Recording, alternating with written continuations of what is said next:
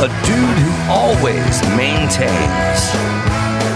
Adam Carolla. Yeah, get it on. Got to get on a church. We're going to mandate. Get it on. Thanks for tuning in. I love that about you. Oh, one of my idols, Phil Hendrie, back in studio. Hendrie, with a D in there. That's the documentary. It's available now on HD, digital HD, internet, cable, satellite, wherever you find finer. Docs also watched it, and I'll tell you all about it. Bill Hader's in this thing, who I'm a huge fan of. Judd Apatow. Henry Rollins, haven't seen in a while. That was pretty cool to have Henry in there. Pretty cool. Kevin Pollak, Dana Gould, our old friend, is in there. So these guys are all fans, I'm guessing. Yeah, me too. I'm guessing that too. Because when I got into radio, and especially when I was doing that show, I never thought about influencing people. I never even thought about money. I thought, for the first time in my life, I'm doing what I want to do, you know. Mm-hmm. And then I realized I had girlfriends. That must have meant I had money. And then I had lots of girlfriends. And then I had cats that were talking to me about my comedy that were not radio guys at all, man. They were show business people, you know, like yourself, Adam, and people like Harry Shearer, you know. Mm-hmm. And gradually I started getting introduced to dudes that were not even in radio broadcasting, nothing. They were all pure entertainers and writers and comedians. Well, I think a lot of comedians and actors, comedic actors, writers, and stuff like that, they're always kind of looking for something that's different than what they do, because when they're comparing themselves, like you take a stand-up and then you have another stand-up and there's a little sense of competition, and then there's sort of, I'm better than that guy, or that guy thinks he's better than me. But you're in a completely different category. So all these people could appreciate what you're doing without feeling the threat of what you're doing? Yeah, because stand-up I can't do. I've tried it, and to me, it's the most difficult thing in the world to do. Well, it is until it isn't. You know what I mean? I think it's like killing prostitutes. It's tough at the beginning. And then After it becomes it's a way of life at a certain point. Yeah, so... I was I don't know. I think just as a guy who's interested in stuff you'd be interested in, and we'll work our way into some other stuff that we're talking about off the air. But so I was in Reno over the weekend, and I was at the Reno Automobile Museum, and I was unveiling my collection of Paul Newman race cars over there, which is I've collected Paul Newman race cars for a while. The ones that he raced or owned? Yeah, the ones that he raced mostly didn't own. He owned a handful of them. Yeah, but he was just the jockey, not the owner of the horse. But there are three of them in there maybe that he did actually own and race, and then own them after he was done racing them, and so on and so forth. Wow. But I was down there with Nell Newman, which is Paul's daughter, who does all the Newman's Own stuff. She's in charge of all the popcorn and spaghetti sauce and everything else. I hadn't had a chance to meet her. I did a documentary on Newman and his driving some years ago, and but I never really met the family, so I got to meet the family. But the guy who was also with Nell, who came along for this grand opening, used to be her boyfriend many years ago. Now they're just friends. The guy I was most interested in is a dude, I think his name is Steve Cox.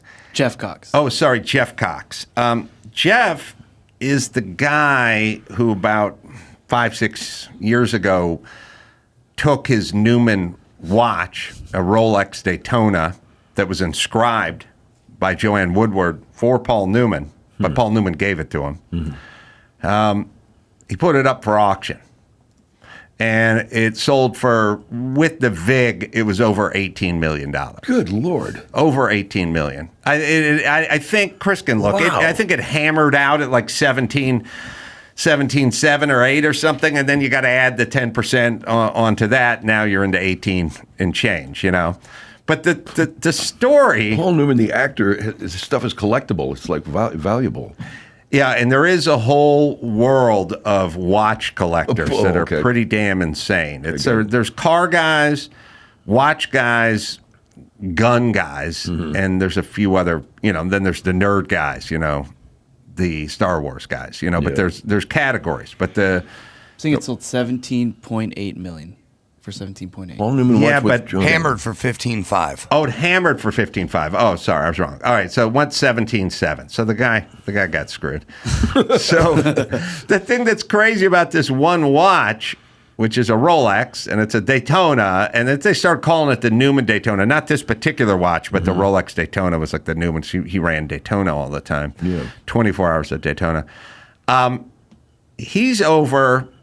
Now, the guy's 60, but when the guy's 18 or 19, he's dating Paul's daughter, and he's dating Nell, and he's hanging out for a summer in the wilds of Connecticut where Paul and Joanne Woodward lived, and he's staying there. And each day he's getting up and going down and like working on the tree house on the family acreage by the lake or something. And then at some point, Paul walks up to him when he's getting done with the tree house and says, "What time is it?" And he goes, "I don't got a watch." And he goes, "Oh, you don't got a watch? Well, why don't you have this one?" And he gives him the watch. Now, the part of the story I didn't know about is, I said, it sounds a little douchey for him just to pull off this watch because it was a gift from his wife that was engraved to him. And it basically just said, "Be careful out there," because it was a racing thing, you know. And but his wife, Joanne Woodward, I didn't know this story, got him a second watch. So he wore this one around for 5 years or whatever it was. And then Joanne came home and I got you another watch that's inscribed. By the way, I'm 0 for 2 in inscribed watches from women, by the way. And I think I'm taking that one to the grave. But he gets the new one and he goes, "Oh, okay." And then he hands the old one off to the kid, right? That kid then goes off to go to Berkeley and do his thing over in Berkeley and live his life and wears the watch every day. Every day he's wearing this watch. Then the thing that makes the story insane, which drove Mike August nuts, is one day he's walking around through the park in Berkeley and finds another Rolex watch on the ground. Finds another watch, trades that thing for a car. A Porsche 917. Oh, sorry, 914. 917 wouldn't work, but a 914. He trades it for a car. Still continues to wear the watch. Puts the watch, he'd put it in his sock drawer, like, when he left. His apartment gets broken into. They steal his stereo, but they miss the watch, right? They got an 8-track. Nice going. Sanyo, right? I'm sure on the black market is still fetching a pretty penny. And then he puts the watch back on. He's just walking around going through life. At some point, he's at some convention or something, not for watches or anything, but some Japanese businessman comes up to him and goes, "That's a pretty cool watch you got there." And he's like, "Yeah, thanks." He doesn't know it's inscribed. He just knows it's a Daytona. He knows it's a Rolex Daytona. He knows it's the Newman Daytona, but not the Newman Daytona. It's just what they call it. Newman's name on it. Yeah. He doesn't know, the inside of the watch has the inscription on it. So he goes, that thing's worth something, maybe 50, 60 grand or something like that. That is the actual holy grail. Right. So he then goes into some watch guy expert, and that guy's like, that thing's worth a few $100,000, So he goes, "Oh, okay." Takes it to the auction house probably about six years ago now. Okay. They say, maybe we'll do the reserve for like $1 million. We'll see what this thing can fetch. First bid, like right out of the gate, like when something's $1 million item, a car or watch or something, they'll start it at $400,000. Then they'll start with $30,000. They'll start at $400,000. They'll do $50,000 increments, see if they can get it up to somewhere around $1 million. Yeah. Very first call in Dawson. I think you can find this. I think it's online or something. They put it up. They go, "We're going to open the auction," and the guy yells, $10 million. Did he know the thing was? He must have known the thing was inscribed. Nah, he was just super drunk. It had a lot. It was flush. He just wandered in. Yeah, he knew what it was. Yeah. Otherwise, he wouldn't have done it. I don't know. So he yells, $10 million. Yeah. And the whole place just stops. And it's like, because what he did is he went full Monty right out of the gate. Yeah. And everyone just stops. And they're like, do I hear why? $10,500,000? While we're doing this, can someone check if that's a typo? Yeah. And somebody goes, "Yeah, I'll do that." And next thing you know, it's up to 15.5. These dudes 17 with these the dudes big. were bidding. Were they aware of what they were bidding on, or was it just the original guy that hit the 10 million? He was the only one that knew. Phil. Okay, I don't know. This is It the world of literally watches. possible to come in and bid $15 million on a watch if you don't know what Good it Lord, is. no, I didn't He know knew. that. They know. Oh, that they doing the whole. They did the whole tour with the thing, with gotcha. the inscription and the whose watch it was. There's no Okay. way, because otherwise it's just a Daytona. Yeah. It's a Rolex Daytona, which otherwise is $350,000 or something, but it's not. It's not 15.5 or 17.7 or whatever it ended up being. Did he know before he put this thing up for auction what it was worth? That it was worth in that area? No, no. Yeah, he was just like, Is that $1 million estimate? Was that already just crazy high?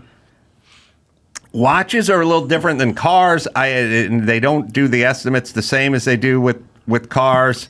And wait a minute, what did I say? Oh, so it's James Cox. James, yeah. I did Steve, you did Jeff. I read a Mike August email that Oh, said Jeff. yeah. That's my That bad. all seemed wrong to me. But anyway, James, good dude. Hung out with him. No, he had no idea. Good Lord. Nobody had any idea. So the next thing you know, and I'm picturing this.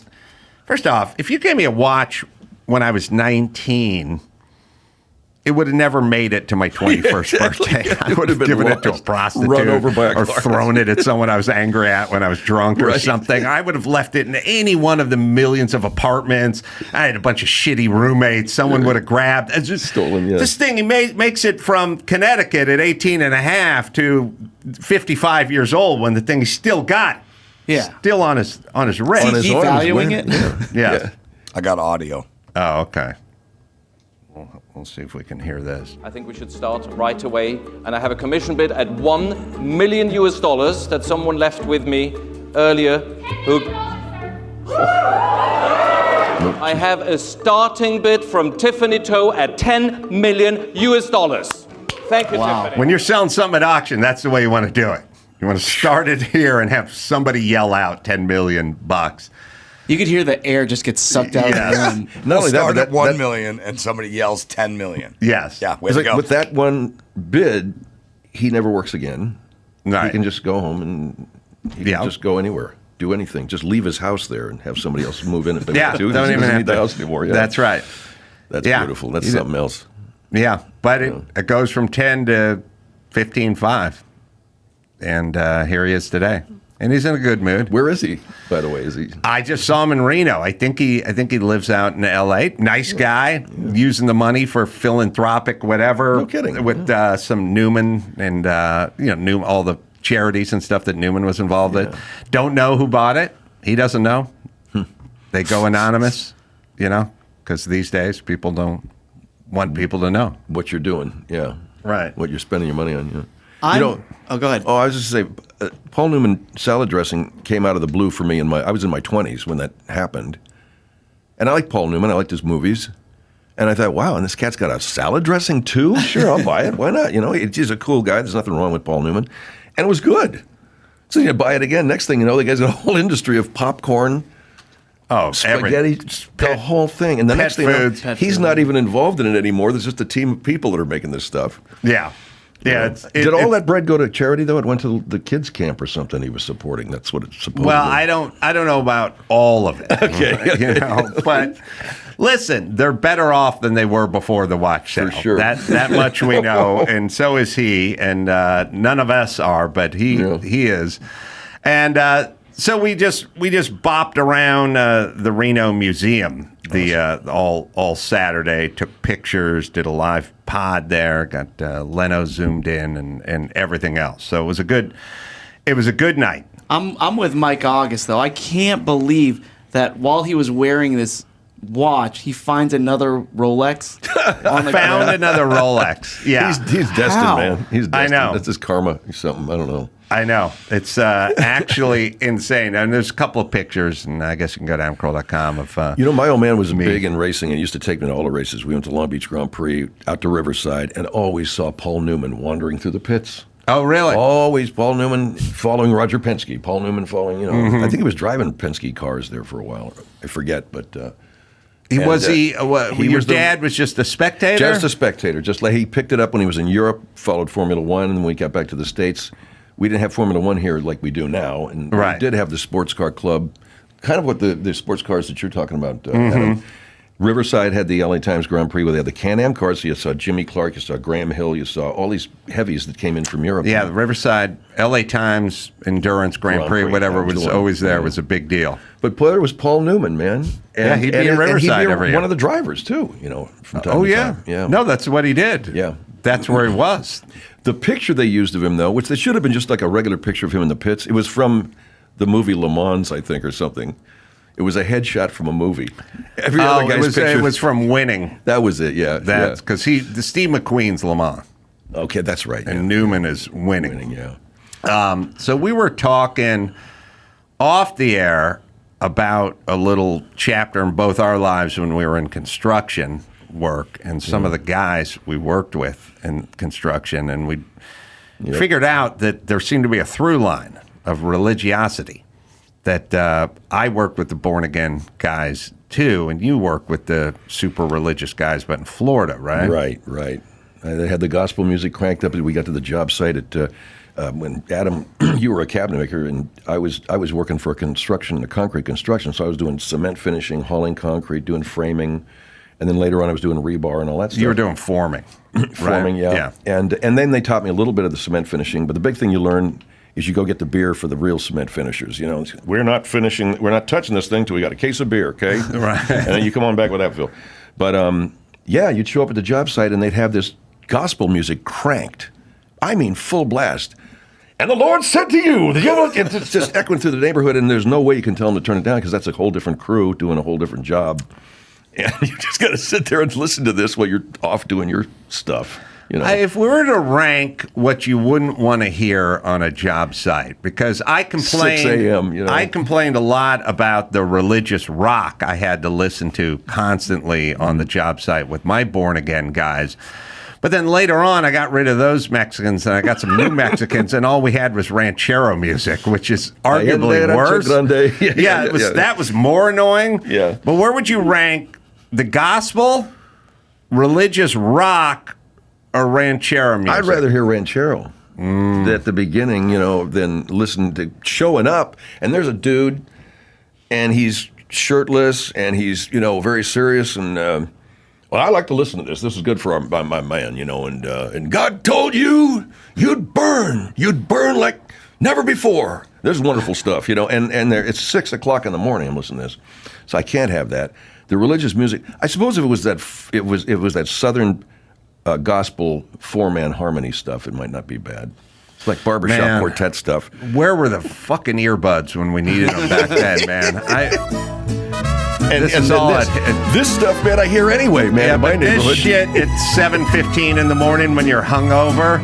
And by the way, this is the elevator version of ranchero music. Most of the stuff's a lot faster, has a lot more tuba, and is a lot more accordion, and is a lot more clowing and a lot more annoying. Yeah. Find that, Dawson. I was, in fact, on my street behind me, a celebrity, who I won't mention because they probably would get mad at me if I did. They're building a house, and the cats that are working on it now, they've started in July, and now they've already done the siding, they've already done most of it.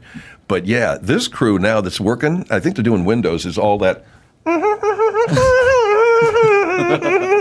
Oh, Dawson will find it. Come on, Dawson. It's got to be there. That's probably the bottom of my rankings of the three. I'd go religious rock, You'd rather hear gospel, and then... You want to hear Striper or whatever that is? I'll tell you why. I'll tell you why religious rock is not that bad. If you don't listen to the lyrics, it's pretty good. Maybe.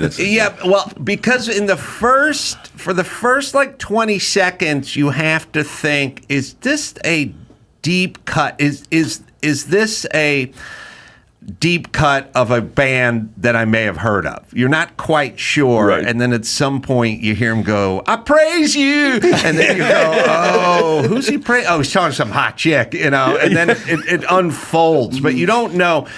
The ranchero music from the first note, from the first gate, note, you know exactly where you are. Yeah, I used to beg. I know it's a story I've told a million times, but it always cracks me. I beg them, could we just listen to KLOS? Could we just listen to rock? Yeah. I just want to listen to rock. Man, I can't listen to that. That's what I listened to in the old days. I can listen to that stuff now. It's the devil, you know. And I go, it's not. It's just regular music, you know. We can just listen to some classic rock. And one of those guys. No. And I said, just try it. Let's just try it. Let's just try it. Secular rock. And I just put it on the KLOS, and it was Bob Seger's Main Street. Yeah. Not a bad song. It's very melodic, and it's nice, and it doesn't have much of the devil in it. Not at all. But they studied secular rock songs, and they studied this song. And I said, so there you go. It's Bob Seger. There you go. It's nice. It's melodic. And he goes, that's about a man going out and getting a prostitute. And I said, no, it's not. And it's like, oh, like all the others. She was so lonely. As he went down, and I was like, oh, my God, he's out whoring. I had no idea that Bob Seger was talking about a guy who's out shopping some for stripper whores. he fell in love with. That's what I always thought. Oh, there we go. There you go. Hey. And then you hear him like,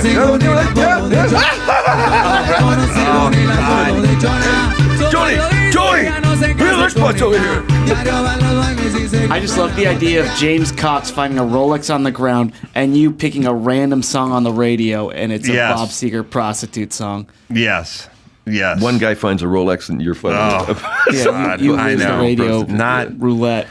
Not blessed by any stretch of the imagination. But, born again, gangbangers, going to work, thumping that Bible, reading from the Bible, speaking in tongues. Did you guys speak in tongues ever? No. Art? Although that stuff is down south, a lot of that tongue-speaking stuff goes on. My guy Frank spoke in tongues. Never knew. See, all I remember is he'd go, Shandala, Shandalo! Oh, get out of here, really? Oh, yeah. Oh, Shandala! Shandala! And they asked for traveling mercy. Would they do that when they had the urge to smoke a joint or something, or when they had some kind of sinful urge?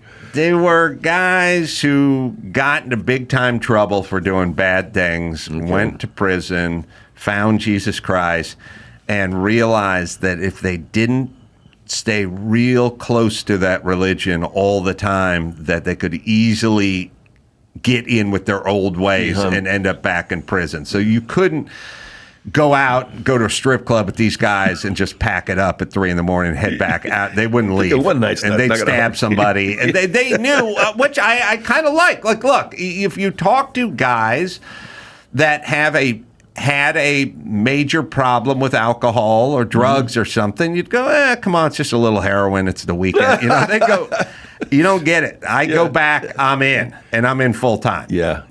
So I think they felt the same way about a real alcoholic does about just have a beer. You know what I mean? Yeah. No, one beer. That's what I'm back. That kid, somebody was smoking a joint on the job site, and one of the kids came over, and this was a young guy.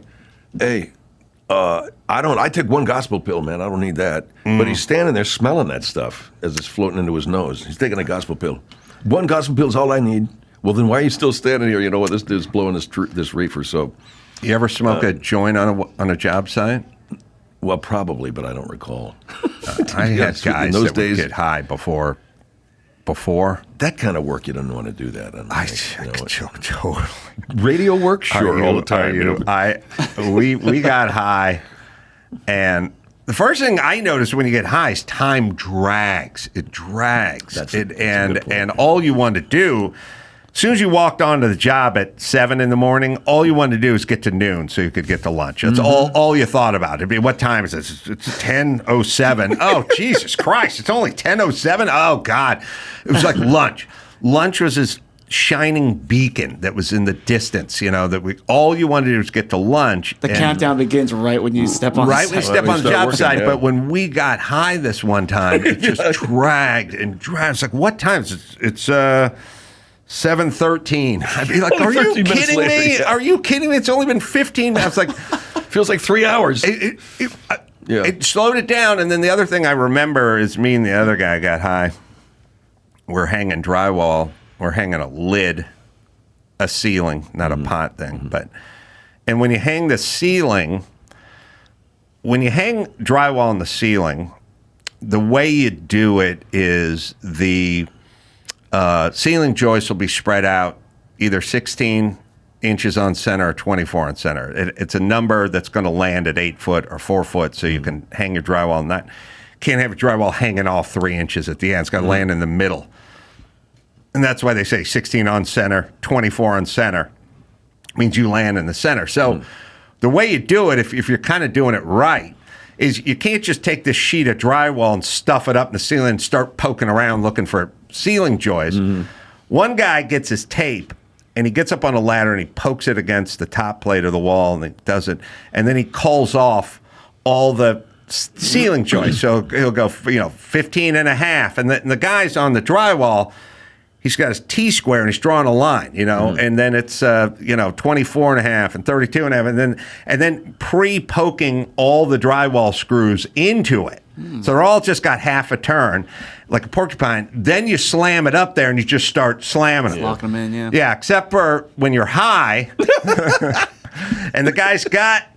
The guy's got the drive. The guy, I was calling it out, but my shit was poked onto a beam an inch in front of the thing. Like I was caught up on something, so everything was 2 inches off. So all they did is just start driving them in the air. Yeah, like it takes you 4 to figure it out. Like you go, oh, fuck it, we're moving on to the next row, and then that one's hitting air, and then. We hit air, so now we're holding this thing over our head. It's unwheeling. We're trying to poke holes and find it, and then at some point. Smoking a joint. Still high, and then the electrician came in after we were done hanging the whole lid, and he goes, "Where's my light? I got a light box. I got a box in here with a plaster ring. Where it's supposed to be in the middle of the room." I'm like, "Oh, we went over everything." It's like, and now he's got a tape and he's poking his knife trying to find his box, his 4-gang box mounted on the ceiling. Based off your bad holes. Every drywall guy always had big arms. You were ripped. No, I was in good shape. I was in good shape because I was poor, and because all you did was lift stuff over your head. That's right. All stinking day. But that I learned my lesson about pot and work. Oh, Jesus. Back then, but you guys would get high and go on the air, right? Oh, I got to be honest with you, man.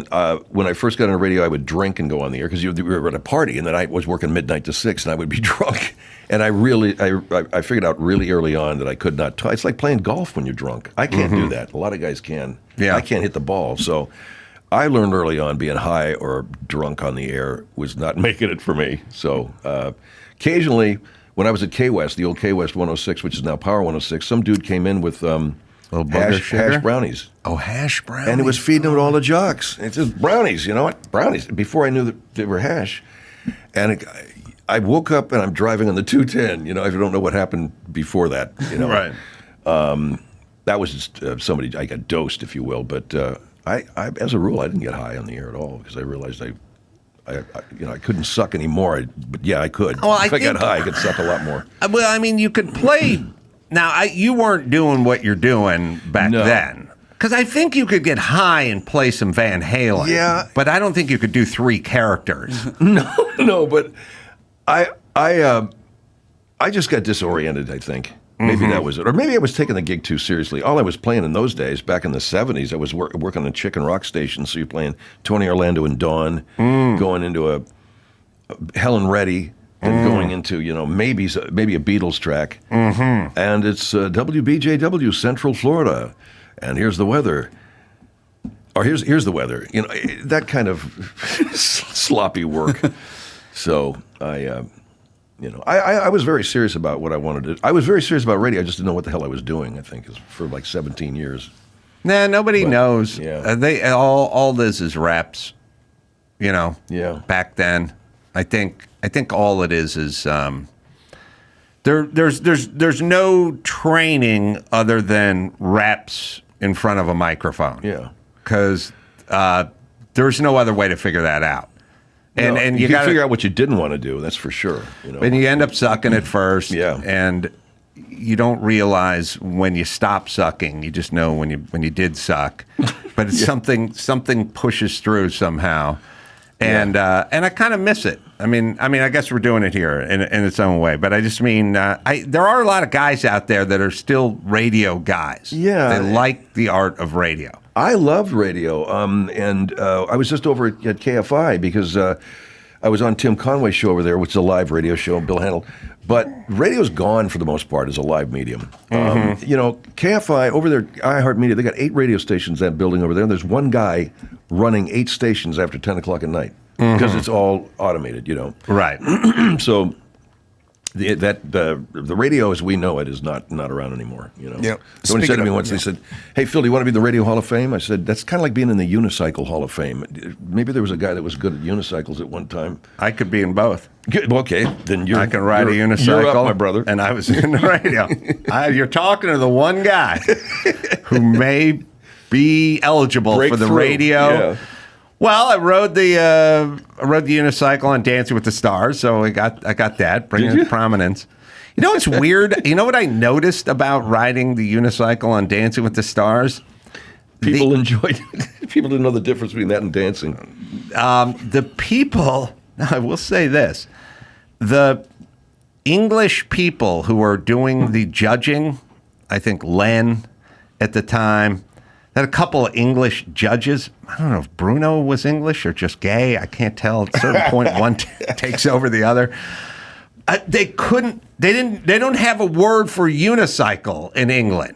They Really? kept saying, "You're riding around with the bike with the one wheel on it." He's on the one wheeler. He's on the one wheeler now. He kept saying it. And I was like, I'm sitting there going, "You don't have this in your vocabulary, huh? This unicycle thing." You must have had them in England, you know. They must have seen them. I saw a guy riding a unicycle down the street 2 days ago. No kidding. On the sidewalk. And I literally had an impulse to pull over and go, let me give it a shot. What? And by the way, if I try to steal this, you'll be able to catch me. Because I'm not going to be able to outride you. So how old was he? Was he a young guy? He appeared to be like about 30. Yeah. He was in his 90s, Phil. Elderly man, had a walker. He had the walker. He's just kind of doing it incrementally. Pushed him out of a chair. Yeah. He'd do it about 2 foot at a time and stop, get his breath, back Get to the the walker oxygen attached tank. to the unicycle, yeah. You will see the occasional guy, and this was me when I was young, who would use the unicycle as transportation. Okay. Well, When you were young, you saw people doing it. I rode, and I used it as it was faster than walking, slower than a bike, and about as safe as a skateboard if you sort of think about it. But they're guys you see using a skateboard in earnest for transportation. Yes, they do. They're going. Yeah. You know what I mean? I don't know how that. And how they're that works. guys who do that on unicycles. They're going. If you can't do it with the small wheel, you got to get a little bigger wheel. But you can boogie on those. Now it's not a 10-speed. But it ain't walking. What do you do about curbs and bumps? I could go off curbs, no problem. Jump those, yeah. And the same thing with bumps and curbs. I'd say same thing about skateboards. Like however you handle that with a skateboard. You It looks don't like- have to lock it up either.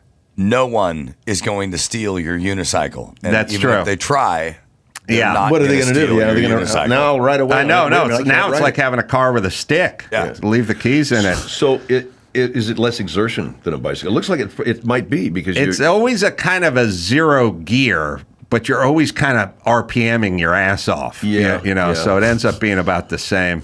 I one time thought it'd be a good idea to head out to the market and buy a watermelon and bring On a the watermelon unicycle. home. And I was so nuts, I'd go, I'll just take this 15-pounder, I'll put it right on the seat. I dropped that thing 3 times. Yeah. All right, but Phil, tell me what you think of this guy. All right, I have this whole category of life, which is this guy a prick or are we super jealous of him, like secretly jealous? I saw this guy in Florida a week ago. Dude on skateboard, big, longboard skateboard, getting pulled by his dog. And that dog was doing all the work, but that guy was boogieing. And I was like, I'm jealous. I'm angry. I'm envious. I wish I could do this. He's harnessed this animal. My dog does nothing but shed and shit. You know what I mean? He's not pulling. It's not a form of transportation. Then there's a part where you're like, oh, poor dog. But the dog's out getting the walk of its life. Man, the dog's hustling. It's got a little weight resistance. He's doing a little weight training. He's got this dude. Dude was 40 years old. He's like, I'm out walking my dog, but I ain't moving. This dog's doing all the work. And I'm jealous that he's been able to harness that beast that way. But on the other hand, I'm angry. Like I don't like him. I fall down in the anger area. You're angry? When it comes to animals, but there's no part of you that's kind of like, that guy's got it wired. He's got it figured out. I'm walking around in a circle with a bag of shit in my hand, and this guy's off to the races. The dog doesn't look like it's the dog's not suffering. The dog is digging it. That dude's one rock away from the worst day of his life. I know. He's looking at danger, too. I've pulled my car over and confronted guys that are on their bicycle running their dogs. So really? Just get off the bike and run with the dog. Yeah, I have. I've done that. And I'll probably die. Oh, no, I'll die someday. I know that I will. I picked the wrong guy to post that question. You've gotten out of your car and yelled at strangers? Pulled over and rolled the window down. Like, what are you doing, man? He goes, I'm running him. I said, why don't you get out and run with him? And they look at me like I'm completely nuts. And I know I'll die someday. Somebody's just going, "Well, you dirty idiot." He'll pull his 9 out, and that's Okay. Who's worse then? The guy on the bike that's getting pulled, or the guy on the skateboard that's getting pulled by the dog? Well, I mean, I don't want to. I think both of them kind of, I think a dog. If you're going to run your dog, run with him, or take him to a dog park. Well, maybe you got a bad knee or something. True. The dog wants to run. Well, in that case, then I think animal torture is good, but only if you have a bad knee. But the dog's getting its exercise. Yeah, he is. How did you say it was a little wiener dog? Is that a dachshund or something? What'd you say it was, man? It was like a small little wiener dog. It's a little tiny dachshund pulling this 40-year-old guy. It was a 3-legged. The dog actually just the 2 front paws working had the little handicap wheels behind him. Well, you know what? You do see the animal. I'd like to be at the guy's house in the morning where the dog has the leash in his mouth and he can't wait to be tethered to that thing, and maybe he digs it. I don't know, man. The dogs seem to be a willing participant in the behavior. You can tell if an animal's in pain and can't take it. They're just not going to move, But if they're down with it, who's it? Your blessing? Yeah, but I mean, it's okay. The people are going to do what they're going to do. Despite Phil Hendrie, I've just gotten the older I've gotten, and this happened. I'm going Bob Barker. I'm just like. Well, no, I like and neuter, and everyone loves their pets, but I don't think I think there's a victimless crime. And by the way, I was walking, and this guy went past me 30 miles an hour. I was like, this guy's got it wired. Yeah. All right, let me give you a plug here, Phil, because I know you got to hit the open road and start admonishing people that are making their own decisions about exercising their pets. Phil? Phil's gone. What happened to him? We can't find him. I'm out on a highway someplace, draped over the wheel of my car. Hendrie is the doc. It is out as we speak. It's very good, and it's got a lot of good names in it as well. And Bill, I don't know, though I'm a huge fan of Bill Hader, but Judd I do know, and huge fan of that guy too, and Henry Rollins as well, and Pollock. All right, so Ben Gleib is going to join us, right? Yep. And we'll do that. And I think we're going to try to get in our March Madness before Dawson's got to bug out a little early today, right? So do that with Ben, and we'll do that right after this. Tommy John. Here's a simple life hack. Upgrade with Tommy John. You'll be much more comfortable, so you'll do everything better. Second Skin underwear has dozens of comfort innovations like a supportive contour pouch and horizontal quick draw fly, plus breathable, lightweight, moisture-wicking fabric with 4 times more stretch than competing brands. Over 20 million pairs sold. I'm wearing mine right now. I never go anywhere without my Tommy Johns. Thousands of 5-star reviews. Tommy John doesn't have customers. They have fanatics. Like I said, once you get into these things, you'll not get into anything else. It'll be the best pair you'll ever wear, or it'll be free, and that's a guarantee from Tommy John. Am I right, Dawson? Get 20% off your first order right now at TommyJohn.com/Adam. Save 20% on Second Skin at TommyJohn.com/Adam. TommyJohn.com/Adam. See site for details. I'm not even sure, honestly, the point of therapy with the world as it is now, We're living in a post-truth era of fake news on an anti-science, eroding democracy on a crumbling planet. I'm not sure my issues rank high on the list. It's like, Ben, the planet's becoming uninhabitable and our leaders are corrupt idiots, but let's talk about your sleeping in. Is that the issue, you sleep in? So it's important, it's good to analyze your life. Analysis is good, but don't overdo it. Don't worry about it too much. If analysis were that important, it wouldn't be made up of the words anal and ISIS. Ben Gleib is on the Adam Carolla Show. Ben back in studio after a long hiatus. But good to see you, Ben. Facts. Good to see you, too. Ben's got shows and events and tickets, and he's doing the Netflix as a Joke Festival, and that's coming up May 9th at the Hotel Cafe. I think I'm doing that as well, but I'm not sure. A different venue. It's up there. I'm doing second stage. You're probably doing main stage. I don't know. This is just at the Kookaburra Lounge. No, it's a totally different venue. At 8 o'clock. I got May 8th. But anyway, so we can look forward to that. Stand-up special, The Mad Kings, available now on YouTube as well. He opens that special talking about how he hates adults on skateboards. Oh, good. Good. I don't like them. Yeah. I don't like adults on skateboards, and I especially don't like adults, and they're probably the same adults in van slip-ons. Yeah. Often there's a Venn diagram there. Oh, there's a lot of crossover. Very much, but I don't like either group, even for the ones that are separate. Especially if you're wearing Vans and you're not a skateboarder. That's extra disdain. Yeah. But there's a lot of stuff I don't like, but I'm also jealous of. Like I sent Chris a couple of pictures. I was in the airport in Reno this morning, and somebody just had 2 medium-sized dogs with them. You know what I mean? And they're like, we're going to get on this Jet Suite flight, and we're going to bring them both my dogs, you know? Mm-hmm. And when I was flying out of LAX a couple of weeks early, or a week and a half early, another dude, 2 dogs. And I'm like, 2 each? 2 dogs. Wow. 2. Wow. You know what I mean? Like, you want to talk about an emotional wreck, the lily. Yeah. He can't get through life. And it's always like, the balls it takes to fly with one unnecessary. Well, can I say this? No dog is necessary in the air. They just are not in the air emotionally. Yeah, that's something with you. Yeah, you know what I mean. Yep. That's there's something wrong with you. There's no. We kind of got past the part where this should have never existed. But the point is one dog is not necessary in the air. I mean, seeing eye dog, what have you, fine. But this is not that. I don't even know if that's necessary. Can't you just put your hand on a friend's shoulder? Yeah, I agree. Be led around. That has to always be a dog? It seems like they're not ideal. They can't see the same things you see.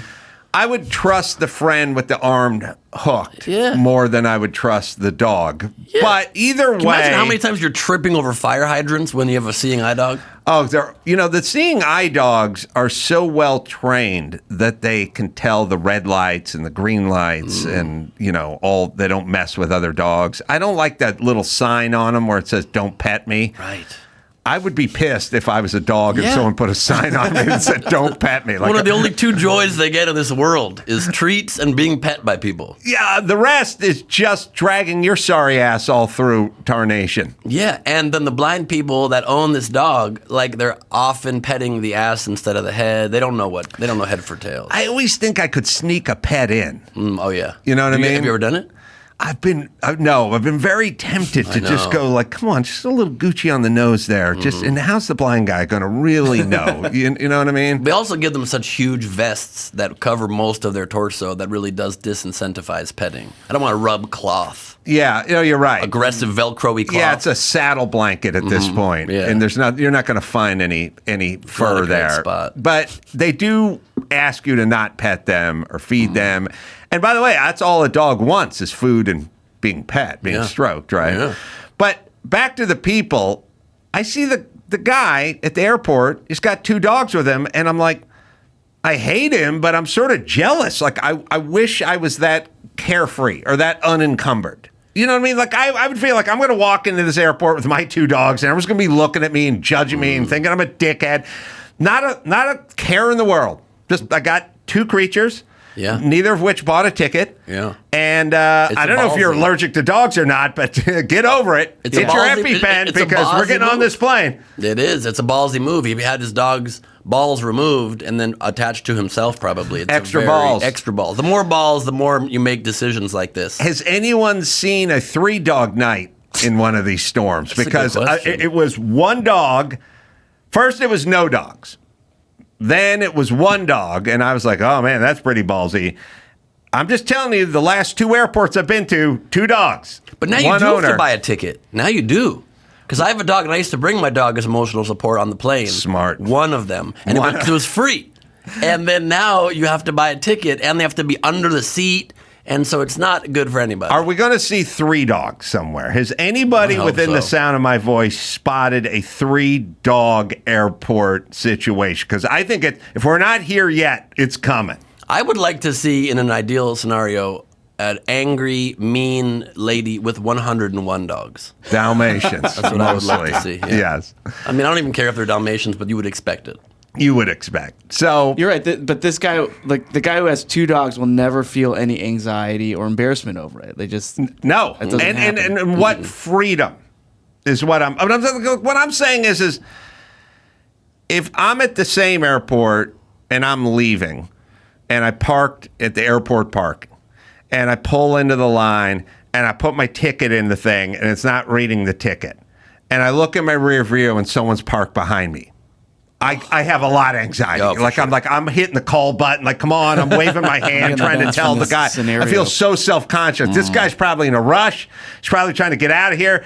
Maybe he has an organ in one of those coolers or something, and he's transporting it. I got all of a sudden I want to get out of the car and go apologize to the guy, and I'm going, if the thing doesn't work, I could never just sit there and go, I'm just going to sit here with my dogs, and you just figure out whatever it is you got to do. Like, I'm on the clock. I can feel the pressure. They don't feel any of that walking around with those multiple dogs. It's true. Probably the person behind you is the guy with the dogs, and he's got someplace to get those dogs. I got to get to the kennel. Those dogs have to be. Right. They got a whole life ahead of them. A spa day. I'm a musher. We're doing sled training. Yeah, exactly. A lot of mushers these days at airports. Traveling through acting like they own the place. All right, here's another big problem. It happened to me in Reno as well, and in Dawson, you can find a picture. It's don't pull it up yet, but it's my martini conundrum, which is I like to order a martini, and I cannot figure out whether that martini glass is going to be filled to the top with the shaker set down next to it like it is at some steakhouses. Like we got you so much martini that it wouldn't all fit that is best case in this scenario. one glass. So here's the martini full to the brim, and then here's the shaker thing next to you. An alcoholic's milkshake situation. That's right, yes. right? You go, I like the sound of that, right? Or it's the martini that is 1.25 inches off the top rim. Like it's like half a martini. And I'm like, this isn't... I ordered a martini last night in Reno. It had 3 olives and half a martini. And when I pulled the 3 olives out, it went like down to the bottom. And I said, you know what? I'm going to take a picture of this. I'm not going to sip off it. I'm not going to touch it. I'm not even going to let it evaporate. It is now I would say it's a half a martini, except for the top part's the wide part. It's just the narrow little vagine at the bottom, right? People who aren't familiar with martini glass, this is a reverse pyramid situation. Right. You barely got any liquid in the bottom. It's just it's conical at the bottom. Look at the go back one picture, right? Okay. Go back one picture from the one you were at, and that'll tell. There you go. All right. Yeah. All right. I didn't touch it. It didn't evaporate. I just pulled the olives out. And that's 1/4 of a martini. It's 1/4 of a martini, right? For sure. That's a teeny martini. Isn't the recipe for a martini built for that glass? That is a standardized glass across every bar that ever existed. There's a fucking crazed variation from place to place. Like I was out. I went out, had dinner with Dr. Drew a week earlier, went to a steakhouse, ordered a martini. It was like it was almost spilling over the top. Just you could barely hold it. You couldn't toast because it would spill. It was like you had to lean up and sort of sip. No, just half a martini. So the woman dropped off, and I was like, this is like half a martini. And she goes, Now, also, if you're the waitress, and your guy orders a martini, and then the bartender pours a hummingbird's beak worth of gin into a glass, I would go, hey, I'm not bringing this to... Go top it off. I love how much you think they're paying attention to the details. You're right. They have no thoughts. So then I just looked at her and I go, this is like half a martini. And she goes, oh, you want another one? And I said, well, you could just fill this one up. Like, I need a new one. She goes, I'll get you another one. So I go, okay. So then I sat there and stared at this martini. I was like, well, if I drink this? Is it negating what I... Are you going to get charged for 2, but if you don't drink it, they'll refund the 1? That's the question. She went and got another martini. Exactly the same. Really? Exactly the same. I'm showing you 3 pictures, but it's 2 different martinis. Like they were not... It was exactly the same. And then she this person doesn't know how to make a martini. She dropped it off and she went, all right, well, I hope this works. And I'm like, well, I guess we're even now because you're giving me a second one for free. But no, we're still 1.25 inches from the I hope you poured the new one into the old one and saw that it was still short. It probably would be. That would have been. This is very similar to when you order a drink at a bar and it's a drink with ice in it. And every fancy bar these days, they're literally charging you like minimum $18, but $22 off and $24. Right. And they literally give you ice like 3 inches above the rim. Right. There's no drink in it. There's no drink. And they're aware you're sipping this, and you're just like getting frostbite on your lips. You can't sip on ice. You have to take the ice and throw it somewhere in the bar. People are tripping. There's lawsuits. I have a controversial theory here. This is your fault. Everything's mine. I know. So for dreaming. Yeah. So it's my fault for having a dream. Based off this picture alone, you shouldn't be ordering a martini at this bar. Anyway. It's not a good martini place. They don't place. know what a martini is. They go to the bar. There's a bar. It's a casino, so it's like the restaurant's attached to a regular bar. I'm just saying, I don't know. The thing with martinis, just figure it out. But just let's have a standard pour. That's all I'm right. saying. Nah, they tried that. They tried. Didn't work. They tried to standardize She then returned with the exact same amount of martini. Exactly the same 15 minutes later. And I was like, all right. This is you only got charged for 1, right? Yeah. This is very similar to my friend. We were recently in Mexico at a friend's birthday, and he ordered a hamburger. And they brought him a hamburger, and it was just very bad. It was undercooked. And they said, how's the hamburger? And he's like, look, I don't like to complain, but it's not very good. Right.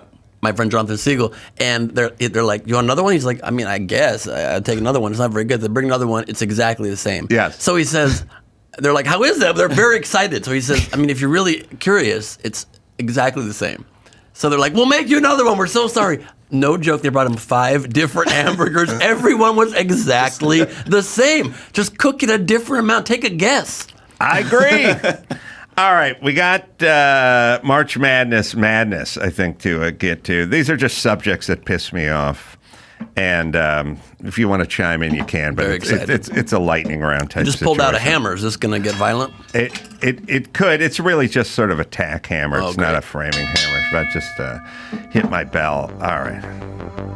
It's time, once again, for the big rants of March Madness. Perennial all-stars from last year held their spot, but some newcomers and underdogs made the journey to the tourney, and we're behind some bracket-busting upsets in the early round.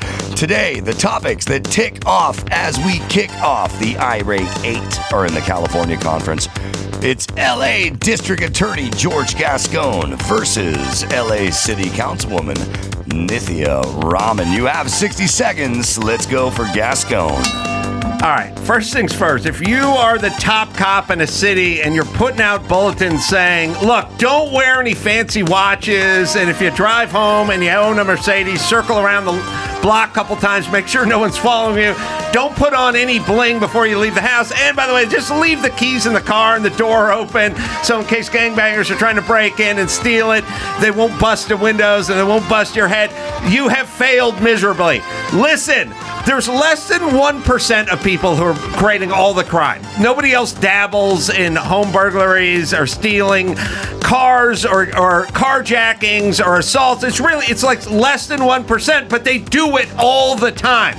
So once you get your fucking hands on them the first time, put them somewhere where we can keep an eye on them instead of just a revolving door, which just sends the message to them that they're getting out the next day and they're coming to my fucking house. Let's do L.A. City Councilwoman. I need to chime in on that. I would agree with everything you said. I'm not getting these bulletins. I live here. Where are you getting these bulletins? I'm not following any of these don't tips. go out with your watch. Don't go out with your Rolexes on. And if you have a fancy car, look over your shoulder before you drive home. Make sure no one's following you. And if it's 1% of the population, even that much, that is frightening. 100 people are carjacking you. The sad part is it's probably way less than 1% who are doing everything. Yeah. But once we get them, let's keep them. That's what I'm saying. Next up, L.A. Councilwoman Nithya Raman. Well, Nithya rose to prominence because she gave a whole speech where she was pissed off about the plague of catalytic converters being stolen in Los Angeles County and blamed Toyota for making them way too easy to steal. An item that is literally welded into the center of your car that you need a Sawzall and a can of WD-40 or a cutting wheel with a carborundum blade to get the thing off. So I don't think making it too easy to steal. If, by the way, something that's just welded onto your car is too easy to steal, then everything is too easy to steal. Pets are too easy to steal. Girlfriends are too easy to steal. Electronics are. There's nothing that is not welded in that doesn't make that cut. So everything, according to Nithya, is too easy to steal. But blaming Toyota for making catalytic converters too easy to steal and not the people who steal the catalytic converters is like blaming the ground for air disasters. That's fair.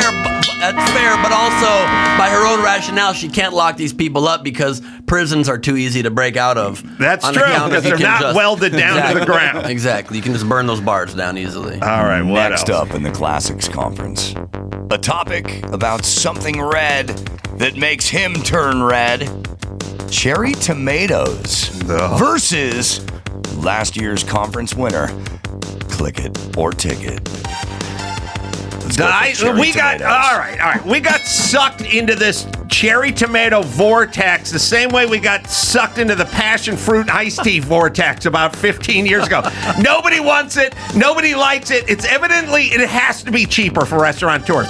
I think these things have a shelf life of like 26 days versus a beefsteak tomato, which is gone in 3 days. There's a financial incentive here.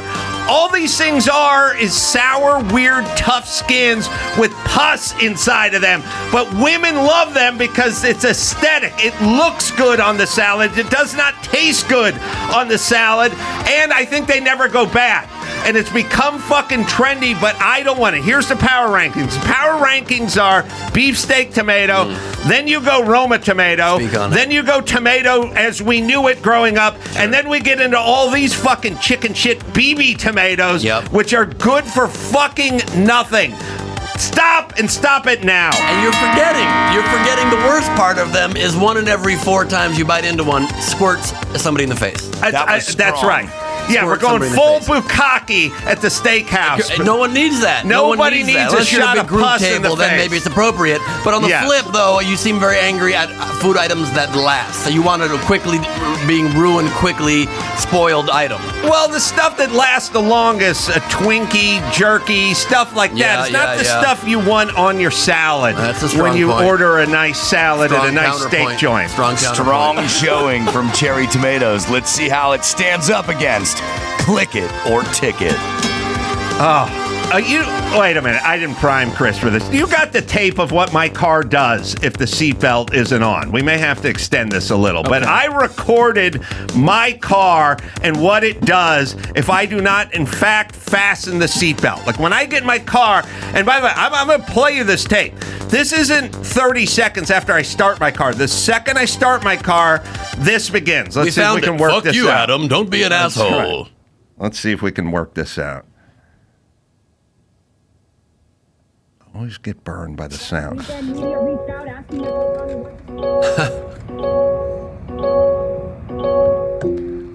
like you're winning in Reno. It never ends.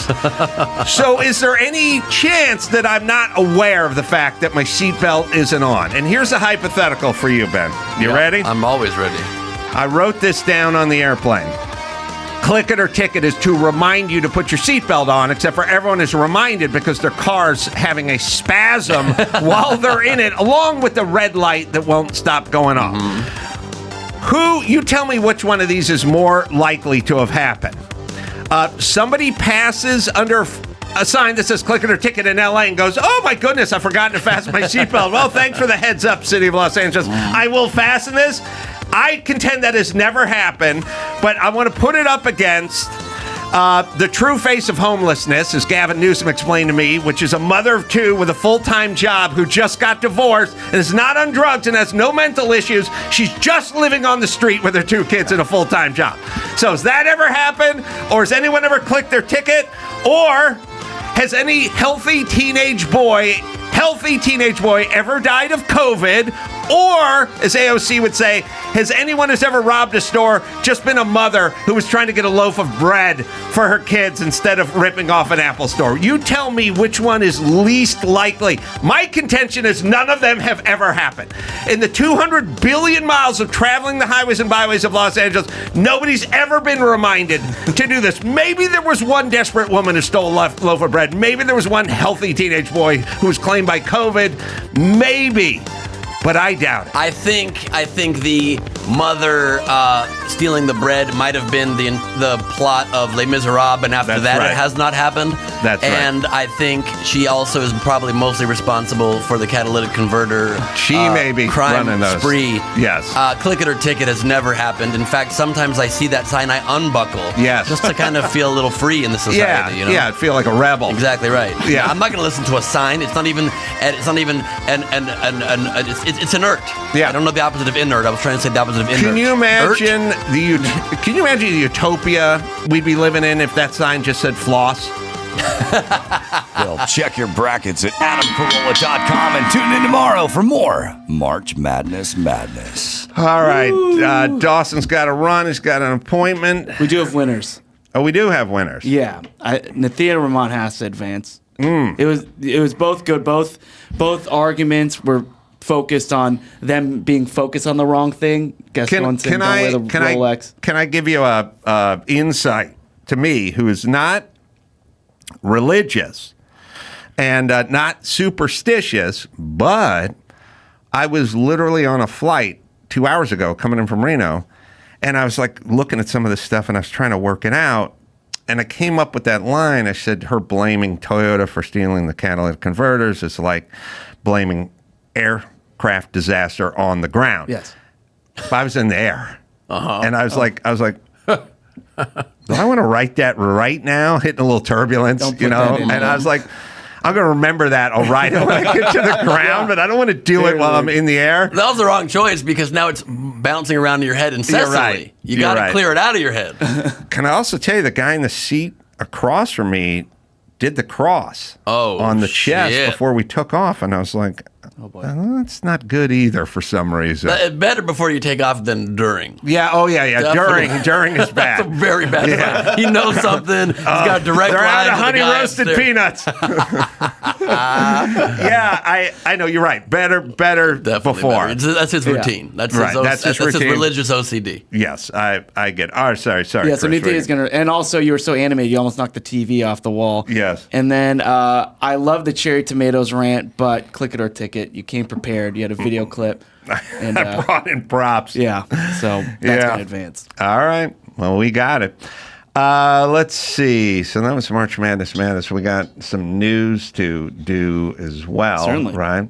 Why don't we do that? Ben, you hang out, and we'll get to some news of the day. Loves it. We'll do that right after this. O'Reilly Auto Parts. O'Reilly Auto Parts. They're in the business of keeping your car on the road. They offer friendly, helpful service and the parts, knowledge, and everything else you need to maintain and repair your vehicle. They've got thousands of parts and accessories in stock, either in store or online. You never have to worry if you're in a jam. They got your part. The team at O'Reilly Auto Parts can test your battery for free in or out of your car. It's nice not to have to yank that thing. If it needs to be replaced, they'll help you find the right battery for your vehicle. Need your windshield wipers replaced, brake light fixed, or quick service? They'll help you find the right parts or point you in the nearest local repair shop so you can have the pros do it. Whether you're a car aficionado or an auto novice, you'll find the employees at O'Reilly Auto Parts are knowledgeable, helpful, and all friendly.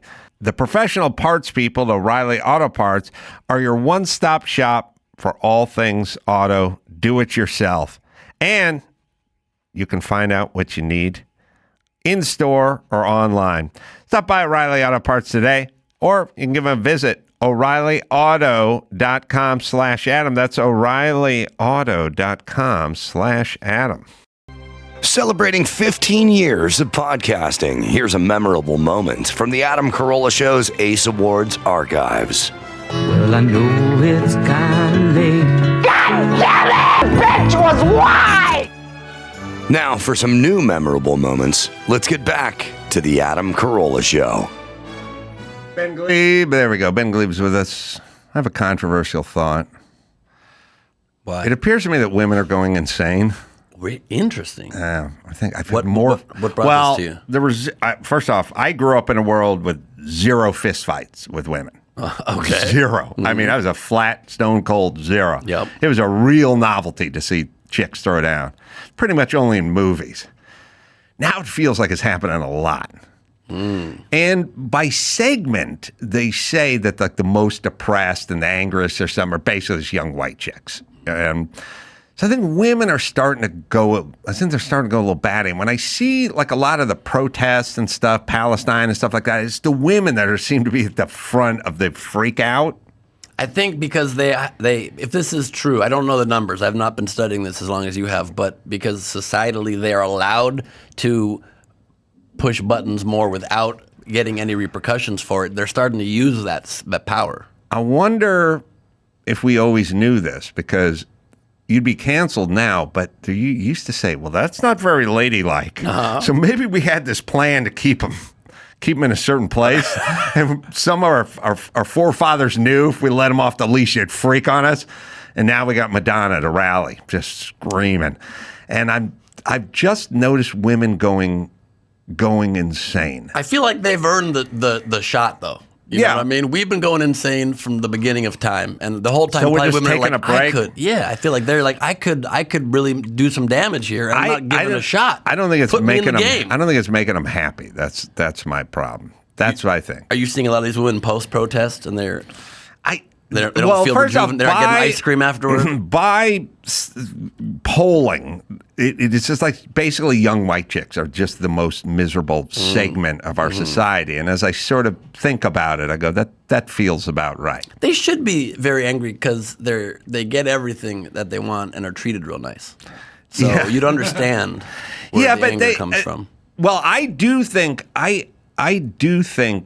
getting everything you want is about the worst thing you can do to somebody. I think my daughter, I see everything through little snapshots of my daughter throughout her years. And one time when she was like 6, it was Christmas and she got everything she wanted.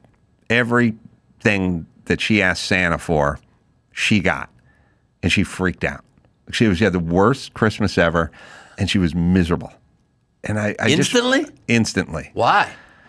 Because what she would do is she would open one gift, sort of get halfway into it, just sort of see what it was, and then go off to the next gift and tear that one half open and sort of see what that was. And she started spinning out. It was like one of those tales of you get the magic lamp and you get to rub it and you get whatever wish comes true, and it always turns out like shit because you get whatever you want whenever you want it.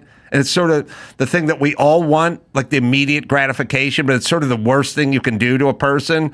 The best thing you can do is like work real hard and one day you'll have X, Y, or Z. Life has to dangle carrots. I do agree. Yes. I do agree with that. And I, in general, am not a fan of children, especially, ever getting more than one gift per event. One gift. I mean, my nephews, everybody gets them a gift. We give them multiple gifts from each person. They don't even care. They don't even get to, like you're saying, process the gift. They're immediately tearing open the next thing. They're never going to get back to it. They don't care. Right. But I think what you're saying is really only true for childhood and like early adulthood. I think once you're an older, like middle-aged person and onward, getting everything you want is great. You've earned it at this point. Well, if you didn't get it early. If you earn it. Yeah. If you earn it, it's fine. If Yeah. it gets handed to you, screwed. Sure. All right, what do we got with the news here, Max Pat? Sir, we are. Yeah, that's not your mic. There you go. Dawson's gone, so. So we are recording this on April 1st, and a lot of new policies have been introduced today. One of them, Germany has legalized cannabis possession and cultivation for personal use. I'm not sure I need Germans getting creative with their ideas. Yeah. It'll slow them up a little bit. I feel like people thought that they should have waited till 420, but that's a different holiday. yeah. And then today in California, the $20 minimum wage is being introduced for fast food workers. Introduced, or this is the rule now? It starts today. All right. Does this increase the price already? Has the dollar menu become $1.50? It might. I mean, yes, people are saying they're going to increase the prices. Some businesses are saying that they'd have had to lay off people. We'll see what happens. I think it's a good thing, though. I think it's a good thing to get. I think it's always good at first, and then whatever the repercussions are, doesn't. It's whatever's downstream that doesn't work. It's initially good. Like, hey, I'd like people to be able to make a living from serving people food. It's an essential service. Well, okay. Here's the downside. The downside is the people. Well, they start laying off people, and then the automation comes in because business is always a step ahead of whatever politics are. Politics lays it out. They go, here's what we're doing with taxes. Here's what we're doing to incentivize people. Here's what we're doing with the minimum wage. And then the business guys all get together and they go, all right, how are we going to get around this? Like, how are we going to figure this one out? True. So it works for us because it always works for them. They have an incentive. The people who make the laws don't really have an incentive. It doesn't have to work. They just make the law. The business guys have a payroll. They're not figuring out the long-term projections. This sounds good to do. This sounds good to do now. Right. And people are getting laid off now. Their only choice for possibly making money is stealing catalytic converters. That's their only move. They won't even be blamed for it. They're allowed to do it. They think they're fucking McDonald's over, but these are franchisees that are like owned by families and shit like that. It's not like you're fucking McDonald's over. You're fucking over smaller businesses that own 3 McDonald's or whatever it is, number one.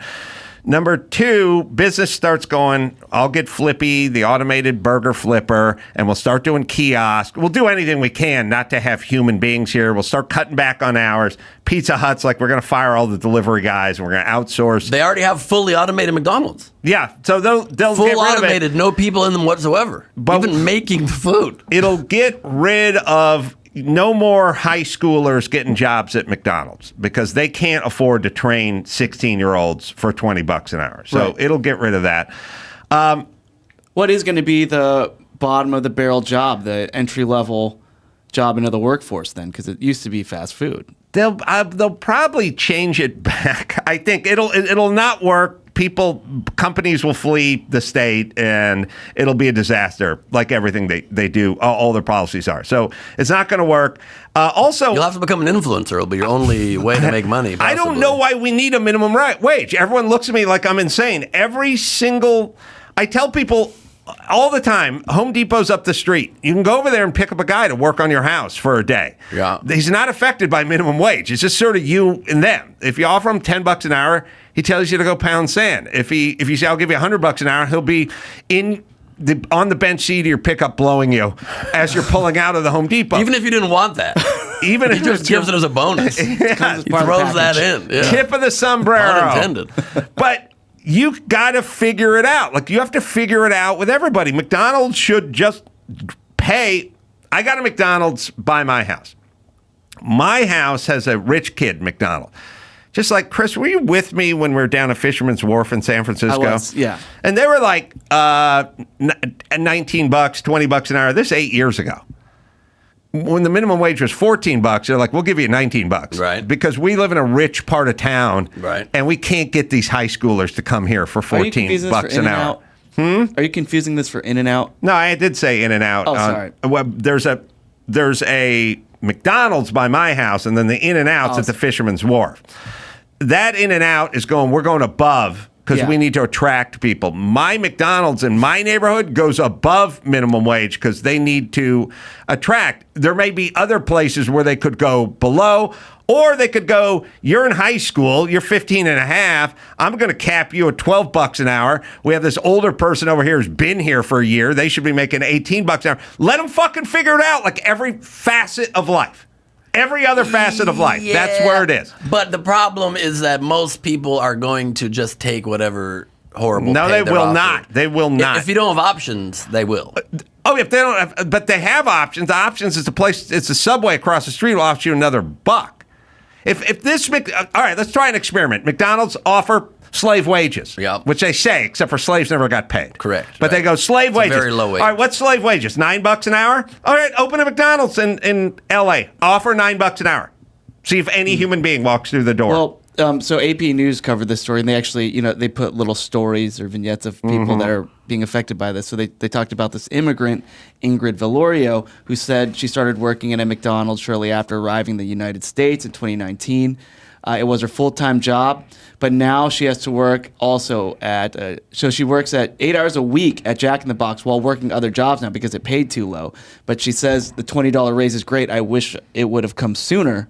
I wouldn't have went out and found something else. It'll work for her in a small group. Now, it's not going to work for her big time because everyone just raises the prices. Then everything goes up. Everything's going to go up, yeah. Yeah, it's not that it doesn't work for anybody ever. It's good if you are this person and work at a McDonald's. Big picture, it doesn't work. I mean, I don't know the long-term economics of it. I do know that if you offer people a very low amount of money, even if the place across the street's offering $1 more, we still lowered the bar maybe to too low of a cost of living. We got to societally figure some way out that people can make a living without having to work 3 full-time jobs. But McDonald's is always the bottom of the food chain. I used to work at McDonald's. I got like $2.65 an hour or something, but I was in high school. You're not going to, when people go, how are you going to raise a family of 3 working at McDonald's? That's not the plan. That's not the plan. That's not the plan. You got to come up with a plan, and that's not it. Yeah. I think I know a story about you from your early employment days that I don't think I've ever told you this,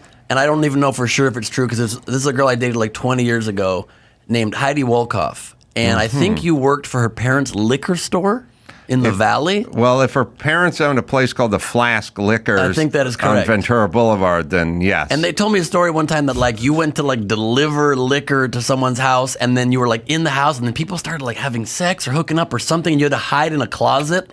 Do you remember the story? Vaguely. That's not a sharp memory? Hiding in a closet while people are banging during a liquor delivery? No, it's not exactly that. It's not exactly that. I worked at the Flask Liquor with Chuck and Marty. Take a cold soda.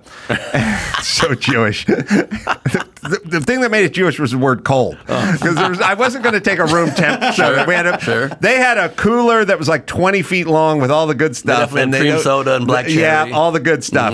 And they'd go, take a cold soda. And I'd go, I'm just going to take this soda. You made it worth more by saying cold. I'm not going to the stock room and finding one in the back. They were trying to market the soda to you. Right. Take an ice cold soda. Oh, I'd get a Verner's root beer because they had exotic shit back then. Verner's. It's weird tasting root beer. But I'd go with all the deli stuff, anyway. So I would all deliver all through the hills of Laurelwood, which was Hebrew Heights, as we called it. They had all the Jewish clientels up there, and they delivered to these people's houses. So I have a delivery one day, and I notice as I'm looking at the map that I'm literally passing by one of my friends' houses in the hills of Laurelwood. Yeah. So I go, I'm gone. I could pop in and say hi, hang out a little. And so I, out of a movie, I go to knock on the door. And as I go to knock on the door just swings open. And I'm like, oh, I wonder where she is, if anyone's here or whatever. So I walk in. And then as I walk in, the way the house is configured, there's a big window. And I'm looking into the backyard, and I see 2 beautiful women sunbathing in the nude in the backyard. Mm-hmm. And I'm like, oh, one of them is the woman who lives there, high school friends. And her mom lived. I don't know. Let's make her 18 and above. Okay. And I go, oh, and the other's another hot chick from high school, and I'm standing in this doorway, and I'm looking at them, but their backs are kind of to me, they're on lounge chairs and stuff, and I'm like, oh, what's going on in here? So I walk around the house, inside the house, and I said, I gotta get around and get a look, a better look-see, and so you need a front view. I need a front view, so I can't see anything from behind. I can see enough to know what's going on. Back of a chaise lounge is hot, but it's not the same. Not the same. So I go walking around into the mom's bedroom, the master bedroom in the back, and as I come around, to get a good angle from the front side, I just see them both walking into the house. Now they're both in the house, and I'm trapped in the back, and I hear them talking and walking up and down the hall, and I'm going, oh, I got to hide. And so I hide in a closet. But I got a station wagon full of booze parked in the front, and there's no back door. There's no anything. And I'm like, okay, maybe they're just getting something. Maybe they're taking a cold soda, getting a cold soda, and they're going to go back out. You know what they're calling it these days? They're not going back out. Oh. They're in. They're in the house. And one of them's like in the kitchen. And there's like, I'm going to take a shower, and I'm like hiding in this closet going, how do I escape? Because I gotta get out of here now. I don't have a plausible story for why I'm here. I mean, it was pretty organic. I was just going to say hi, but I didn't know. It was summer vacation. Once you're in the closet, there's no plausible story at this point. I'm pot committed with the closet, You really are. So now it's like I poke my head out of the closet and I hear the shower going. And like one of them's in the shower with the doors of the bathrooms open, but I don't know where the other one is. The house only 2,000 square feet, but I can't get back out the front door without crossing somebody. So I'm like peeking and looking and peeking, and then it's like getting out of the shower, and I'm like, I just make a move like down the hall, like for the front, and the one's in the kitchen, and just turns around, like right as I'm just start screaming. Oh no! She starts screaming instantly, and you're coming the wrong way. Yeah, I'm going down there. I'm going the wrong direction, and this is not your friend. That was I knew him. Okay, but not that well. Worse. It's almost worse. Maybe worse. Scream is warranted. Yeah, and I was just like, I came over to say hi. The door was open. I walked to look. I looked for you. I don't know what to do. She was like all frazzled, and I was like, I got to drop off some booze to the Fagenbaum house, and I just ran back and jumped in my car, like sweating, going, oh my God. How was that relationship afterwards with those girls? Good. Yeah, it was fine. It worked out. They were cool. Healthy. They were cool afterwards. Oh, good. It was healthy. That's good. Yeah, it worked. But yeah, that definitely happened. So I think that's why we need a minimum wage. Yeah, I agree. If I was getting paid a decent, I could have bought porn. Yeah, you wouldn't need to stop and try to peek lounge views.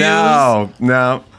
Listen, when you're young and you open a door and you see two women in the back, who amongst us would not have jockeyed for a little better shot of that? I mean, I think I would have played it stronger and figured a way to like get in there. I would have like walked in the backyard. Anybody looking for some alcohol? Try to turn it into a straight porn situation. Yeah, you're right. Probably should have. You played that kind of stuff. You were being a gentleman. You're right. By just staying back and I was looking. like Sir Walter Raleigh. It was really amazing of you. You're right. You're right. A lot of restraint. A lot of restraint. You should have been given a raise at the Flask Liquor on the way back. You know what? All those years later, you're making sense. You should hit them up and see if they can give you some back pay. I should have said to Chuck and Marty, how about a cold raise, bitch? Or at least like a case of soda would be nice. And they had this soda. old lady who worked there, and we just called her Ma Flask. We didn't even know her name, but she was like Chuck's grandma or something. You know what she called she called me? She didn't know my name. She just called me Boy. She'd go, boy, come over here and dust these Elvis decanters. Oh, boy. Geez. She's just a very boy. lucky you are white. Yes. Yeah. That's right. That's my work privilege. As well. That is correct. Mm-hmm. Yep. All right. Also today, a new policy in Scotland called the Hate Crime and Public Order Act. So it's a... Let me just guess. Yeah, please. All hate crimes from now on in Scotland must be done privately. Yeah. I don't want anybody being embarrassed or shamed for their hate crime. It's a bad name because even private, it's not allowed. So there's a new crime of, quote, stirring up hatred relating to a few things: age, disability, religion, sexual orientation, transgender identity, and being intersex. The maximum penalty is a prison sentence of 7 years. Yeah, so... this will work out. Right, so a person commits an offense if they communicate material or behave in a manner that a, quote, reasonable person would consider threatening or abusive on the grounds of any of those: disability, religion, etc. We've talked more about hate in like the last 20 minutes than we have in the previous 20 years, but it doesn't seem to go anywhere or do anything. We just talk more about it.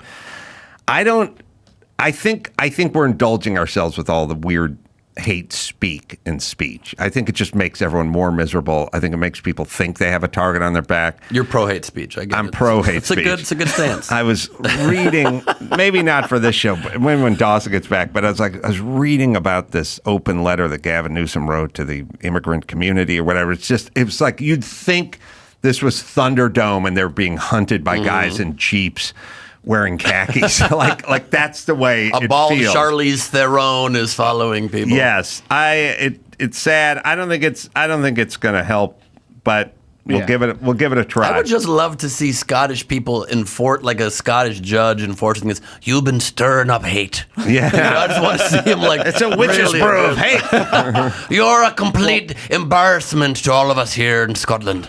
Yeah. Well, obviously, there's a lot of pushback, with the whole, a lot of citizens complaining this is stifling freedom of speech. They're saying that comedians and public figures aren't above the law in this as well. But it's all on a case-by-case basis. I mean, it's the same as minimum wage, which is, the heart is in the right place, but it then ends up going somewhere where some comedian is being, incarcerated or something. I'm a stand-up comedian. I appreciate that part of the argument. I just think all of these hate speech laws need a comedian exemption. No hate speech. Comedians can do all the hate speech they want. We've solved this issue for the world. Yeah, and I agree. Yeah. So and people are But then we're going to get guys like Michael Richards, where it's like, he dropped point. a lot of N-bombs. Strong point. Is he a comedian? Strong point. You have to be able to do a performance with laughter throughout the show. Right, in front of the judge. Correct. Yes. I got into a huge fight with Michael Richards 6 months before that happened. Really? Yeah, huge at the Improv. Because I created the show Comedy Juice. It's still one of the biggest live shows. I sold the company a long time ago. But it was the hottest show in all of Hollywood back in the day. Now it's in New York and back in all other places. And it was the hottest show. Like literally the lineups were like Sarah Silverman, Ron White, Chris Rock, Dave Chappelle, Jeff Ross, Dane Cook at the height. Like, it was insane lineups. And so Michael Richards started performing on the show and asking for a spot. And it was exciting for people to have, this was like closer to the end of Seinfeld. Yeah. And this is, 15 years ago, and people were excited to see him. And sometimes he would do pretty well. And sometimes it would be the worst shit show you've ever seen. Just a crazy, like, rabid dog comedian, like, foaming at the mouth, tearing bricks out of the improv wall and all of this. And he would oftentimes not do well, and it would be very awkward for the crowd. And he, all of a sudden, after playing the show like 3 weeks in a row, says to me, I want a permanent spot.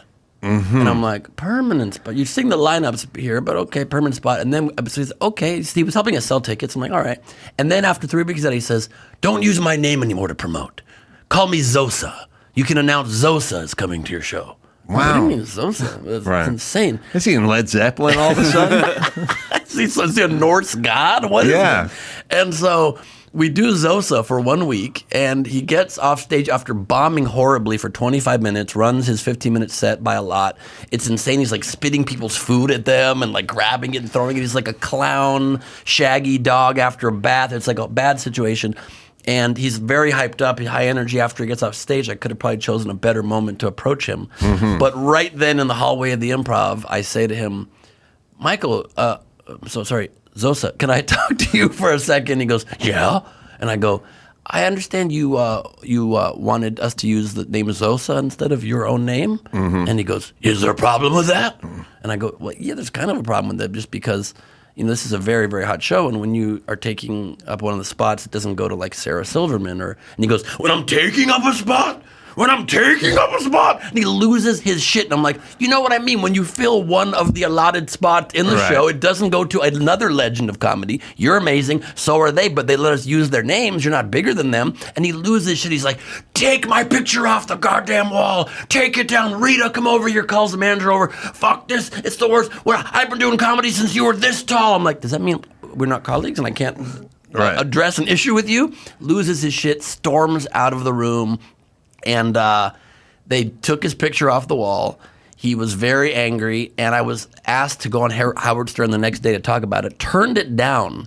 Could have been a career-making thing. Turned it down because I didn't want to make my career talking shit about another comedian. And then like 5 or 6 months later, he becomes great racist #1. So that was no surprise to you. It was no surprise. It was exactly in line with the man that I knew. So that was, and I would have said yes to going on Stern if I knew he was a virulent racist. He had I guess he has a condition or something, right? Yeah, it's racist Tourette's. But he had racist Tourette's. Yeah. Oh, I Some know people have almost that. all Tourette's are racist, but yeah, I get it. What happened to Tourette's? Used to be a punchline. And it used to be around. I don't even see it anymore. No, I know. Now everyone's It's on a the great spectrum. one. Now you can't make fun of somebody even who is calling other people hateful terms. That's another hate speech exemption. Comedians and people who just randomly blurt out the N-word but can't help it. Yeah, we should talk to Scotland. Please allow comedians and people with Tourette's to say whatever they want. I will do a carve out for comedians and construction workers, but only on the job site. Yeah, that makes you know what I sense. mean? You Right. can't go home and tweet crazy shit on the weekends, Right. but on the job site, Hard you're hat allowed to on, say whatever that's you fair. want. And football coaches in the South, like during two-a-days, guys jumped off sides, the third ball in a row, and he's fucking losing his shit. Like, if your job requires you to have meltdowns, True, then that's but all I right. think we should limit 3 times a season. Can they angrily tear off their headset and kick a clipboard? Oh man, I had a coach that would pull his tobacco out and throw it at you. Ooh. Could you imagine that today? Ooh, you gotta dodge that. Hopefully, you had enough juking skills developed to get out of the way. You're pretty padded up, you know. Well, there was a narc in our high school football team. A for narc? a while, and he got me to chew tobacco, to dip tobacco in the bathroom before one of our road games once. He was like, literally, no one had ever offered me that. He was the only one. Apparently, he was offering drugs to other people. He was the only one offering drugs and doing substances with students. He was the narc. He apparently was like 27. It's all sting. Yeah, it was a sting. It was a setup. You had a narc. We had a narc on our team. Wow, that used to be a thing, narcs. Yep. But I didn't even know if I ever met one or saw one.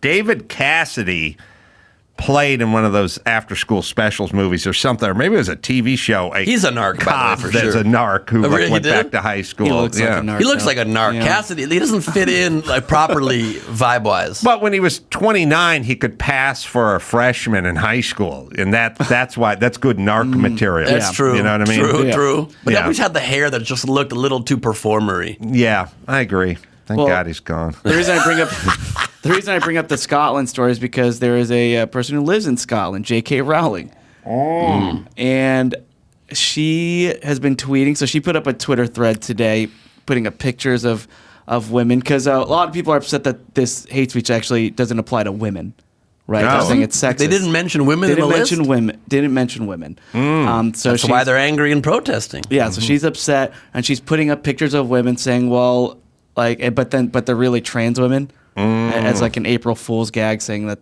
we should support them. These criminals, these women criminals, actually they're trans. And then she says, and I hope this post gets me arrested. And she's welcoming the arrest.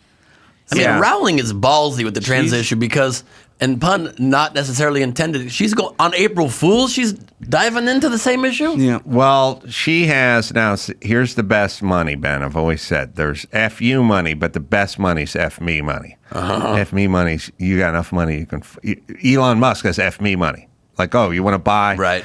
Twitter? Yeah. What's it? What are you going to pay for it? $45 billion. What's it worth? $19 billion. I'll take it, just because I want How it. much is the fine? Yeah. $19 billion? All right. All right, and that's F. She has F me money, and when you notice whether it's She has Rowling- F-they money, though, too. they money, yes. Pay them money.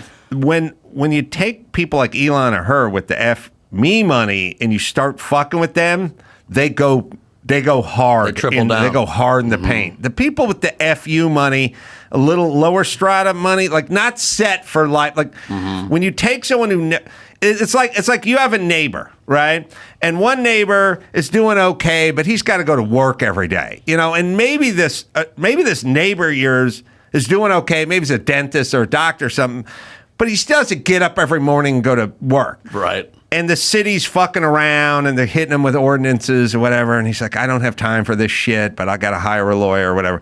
Then there's the neighbor who's got the F me money who doesn't have to go to work. And all that dude does is lawyer up and go to battle with the city. Like all that guy does is go, I'm going to make the city miserable Yeah. for this. They're going to wish they never fucking put that summons on my door.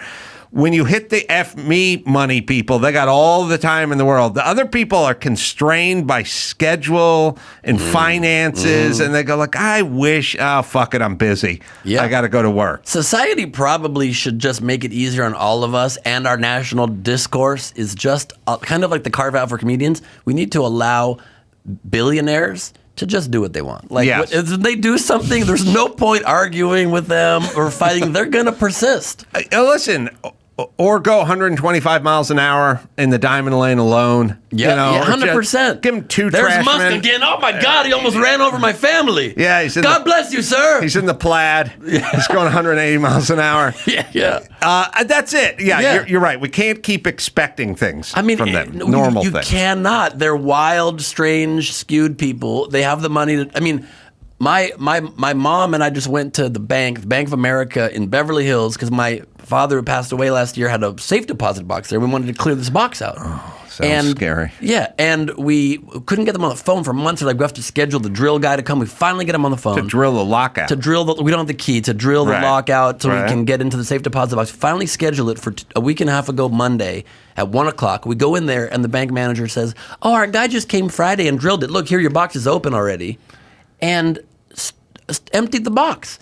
And we went to the police, and the police said, this is not a crime. This is they might have tweaked their business arrangement with you. We cannot go investigate it. We cannot go talk to them or arrest them. You just have to hire lawyers, and we're not going to hire lawyers. It's just far too much money for what might be in an empty box. We're screwed. Other people got their safe deposit box stolen in Sherman Oaks. $5 million they got from it.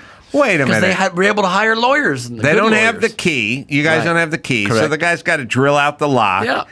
Now, it seems like the policy of the bank should be you have to be on the premises when he drills Seems very this obvious. thing Seems open, right? You can't just trust them. There were no diamonds and gold in here from your grandparents or father.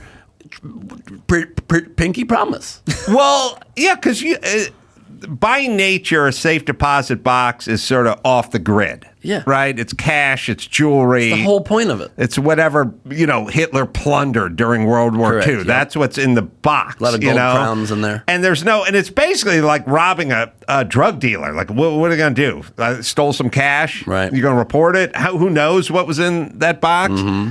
So he cleans it out. Doesn't even leave a couple of cufflinks in there. Not even like, it was just an old passport in there. Zero. They were paying for a box forever for an empty box. And so the bank can't go, we have surveillance cameras. They say they should have footage. Can we see it? Nope. The police need to ask us for the footage. The police say they won't ask for the footage, so that's just a runaround and we can't get it. Wow. Unbelievable. And they're doing an internal investigation, though, which I'm sure will find them very guilty and to give us a huge payout on this day. So, and it doesn't make sense that your dad would keep an empty safe deposit box. Because he shared it with my grandma. My grandma and grandpa had like lots of gold and diamond and things. They just kept, they were Holocaust survivors, from World War II survivors rather, and their family killed in the Holocaust. Like, they were planning, they were saving, they didn't trust the man or the system. You're not trusting the system. Right, because they've been from a place where the system let them down. Yeah. They went through quite... So the thing's empty. Empty completely. And she just did it so weirdly. She pulls it out. She's like, "Oh, it was already drilled on Friday. Look, it's empty." Like, wow. We were like, "What do you mean?" We double checked with you last week, Monday at 1. We're so sorry. I guess they drilled it, and it was on a list to be drilled. My policy would be if I ran that bank, I'd say, "Look, I'll give you one shot at one of these safe deposit boxes. There's 111 of them, and you and your mom would break off, and you go like, I want 87. I got a feeling. It's like Deal or No Deal. I would like hot girls holding each of them to buy the boxes. I don't know. Okay, so I want Howie Mandel in there. It's only safe deposit boxes where people have died, right? And so they get it. I say we screw somebody else over. Let's drill in. You want 14. You want 121. You got it. Then your mom would break off. You talk about a feeling and whatever, and then banker at some point, literally calls it from the other room. He's like, or we will offer you $30,000 to take this, and then Howie Mandel won't touch us, and we accidentally make elbow contact, do the bump, fist bump. Absolutely. God, that seems insane. It's crazy. So I'm blasting them on the Adam Carolla show just in case this helps. So, Beverly Hills, Bank of America on the corner of Wilshire and Beverly. They drill it. Well, first off, the policy should be we'll drill the lock, but we're not allowed to slide the thing open. We just drill it also once we realize it's freed up. Yeah. Right. But they knew it was not freed up. I mean, we were all about getting this box. For 9 months, they wouldn't even call us back. They wouldn't schedule it, finally schedule it, because I had to call the national branch, have them call them. It was shady as can be. And we're just screwed. We're not going to be able to see what was in that box. We believe there was Rolexes and gold and diamonds. Gone. So, you know. Well, we're in the exact same place. Yep. Because no one in my family has a safe deposit box, so we're both at zero. We're both at zero. You had the expectation of a Rolex and maybe some diamonds. Yep. But we're still at zero. Yep. That's why I'm glad about the $20 minimum wage, because I will be applying at McDonald's in the morning, and I need $20. Jesus. All right, let's do one more. All right, sure. So on Friday, a very cryptic online post by Lizzo. She posted an emotional message, and I'll read it. Quote, "I'm getting tired of putting up with being dragged by everyone in my life and on the internet. All I want is to make music and make people happy and help the world be a little better than how I found it. But I'm starting to feel like the world doesn't want me in it. I'm constantly up against lies being told about me for clout and views, being the butt of the joke every single time because of how I look, my character being picked apart by people who don't know me and disrespecting my name. I didn't sign up for this shit. I quit." Oh. And that was it. Man, this is fresh off the big fundraiser where she was headlining. Yeah, I know. I think she'd be riding that crest, hanging out with Obama and Biden and Clinton, and that's like the honor of a lifetime performing. Yeah. I mean, you So can. maybe she peaked and she's done. You can, Taylor Swift can sell, $2,000 tickets, but she's not selling $500,000 tickets. I mean, that's Strong point. That thing raised $26 million. That's a packed house. Yeah, plus, I mean, she probably hooked up with Clinton backstage. Oh, that's definitely, Looking real good. God knows where he put that flute. That's right. Oh, my God. You didn't sign up for this shit either. He's calling his assistant. You got my flute lube? Yeah. No, not Fruit Loops, asshole. Flute lube. It's a different thing. No, it's not valve oil. That's different. I said flute lube, not the toucan. Get the toucan away from here. Yeah. I mean, it's a tough one because no doubt I'm sure she does get a lot of hate online for sure. But also, she in some ways is the most supported woman because she's like changing norms and she gets so much love for being one of the most like out there, body positive, larger performers in history that's wearing the things she wears. She gets, but as everyone knows, I'm sure it's not easy to get all that. The ratio, even if the ratio is 3-1 love to hate, that still doesn't work for people. Yeah, anyone who's ever read reviews on their shit, you read one bad review, that'll take up 10 good reviews. But there's another option, which is she is a talented musician, and she can just go about her business. She doesn't have to be involved. Mm-hmm. She can take a break. She can just go, I know what I'm doing. I play the flute.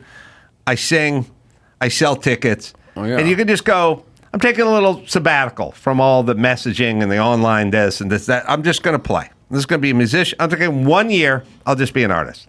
Yeah. Whatever Sam Cooke did from 1966 to 1967, like whatever traditionally, Aretha Franklin, she was a big woman of color who was revered, and whatever she did from 1970 to 1971 is what I'm going to do, which is tour, perform, knock people's socks off, get paid, and go home. Yeah. Yeah, I mean, although maybe we're skewed being comedians because, like, I see negative reviews all the time and it just rolls right off my back. But maybe for humans with feelings, it's harder. Maybe if you were a human, you would be bothered by what these people say the worst things to be positive. I'm like, great. Yeah, well, my problem with bad reviews is they go. It always kind of reminds me like when people start arguing and at some point they yell, "You're a loser! You're a loser!" And you're like, I can't be a loser by any measurable standard. Yeah. You know what I mean? I could be a dick and I could be whatever. I could be a million things, but you can't just keep saying loser. It's like yelling, "Suck my dick." It's like, okay, well, this is off the table. You've given up the argument. I'm not doing this. I'm not a loser who's going to suck your dick. So.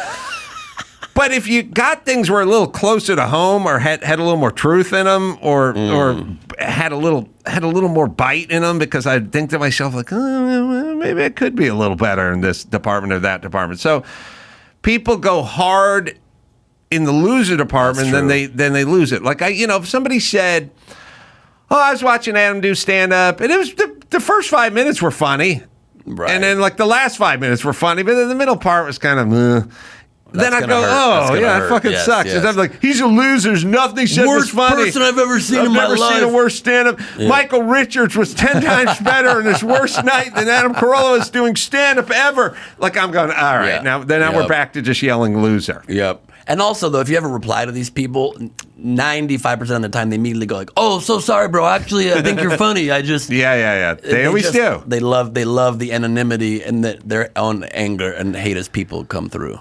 Well, so are we worried about Lizzo now? I mean, we don't know if she's she's quitting social media, if she's quitting music, or she's quitting her career. She wasn't very clear, so it's cryptic. Reminder: she is facing 2 lawsuits. Oh, right. Accusing her of creating a hostile work environment and sexual harassment with her backup dancers. So she's gotten a lot of bad PR in addition to all this, and of course the weight thing. So it's just, I mean, I don't think the human brain can just be able to absorb all that criticism.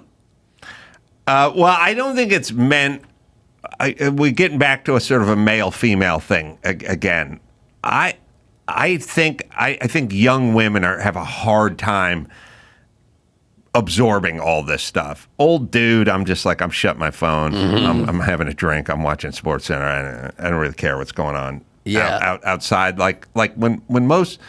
My reaction, I think Chris will attest to this. Like, once in a while, I'll go, "Oh, so-and-so is online talking shit about you. You want to know what they said?" I go, "No."